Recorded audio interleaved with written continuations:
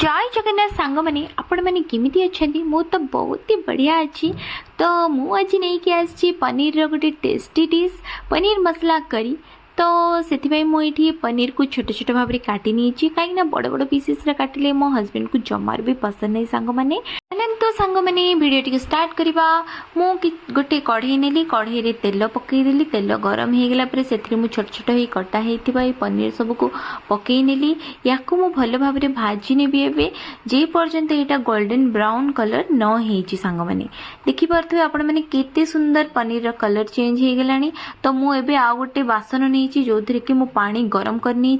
पानी गरम हो गला से किसी लुण आ हलदी गुंड पकई सांग मैंने यापर मुझे जो गरमा गरम आम छणा एपटे पनीर ताकू नहीं से गरम पानी रे पकई दूची ए द्वारा कौन हम ना सांग मैंने जहाँ भी लुण हलदी को आमर पनीर भल से ऑब्जर्व करिवो आउ आम पनीर टा बहुत ही सॉफ्ट हम। तो एपटे मु गोटे कढ़ई बसई नहीं कढ़ई रे मु सरसों तेल पकई एपटे मु टमाटो और पियाज को चुन चुन कर काटिक नहीं सहित नहीं मु 2टा सुखिला लंका और किसी गरम मसला।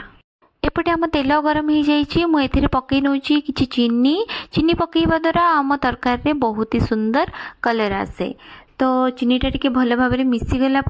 मुझे पकईबी जी भी आमर गरम मसला सेगुड़ा और पकईबी आमर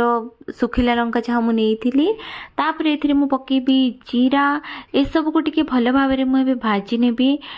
यापर मुझे एड करी आमर से चुन चुन कटा होता पियाज को सांग मैंने पियाज को भल भाव में मुझे भाजी नेबी पियाज कलर चेंज हवा जाए पियाज देखो केते बढ़िया कलर चेंज हो गलानी। एथिरे मुझे एड करी आमर अदा रसुण पेस्ट भल भाव में 4-5 चामच मु अदा रसुण पेस्ट एड कर देछि जेहेतु यहाँ आमर पनीर मसाला करी तो मसाला तो भरी भरी की पकेवा ना सांग मैंने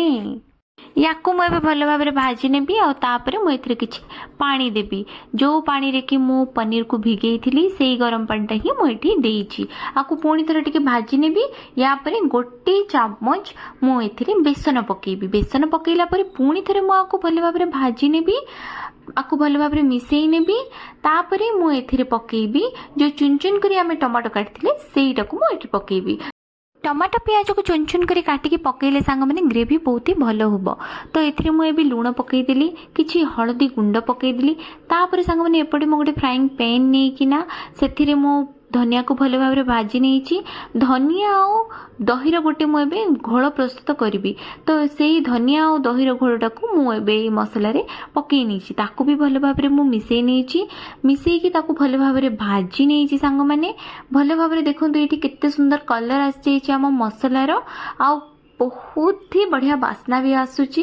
तो एपटे माने मो मसला तो पूरा रेडी गलानी एठी मु टिके चिकन मसला पकईची एबे देखंतु आम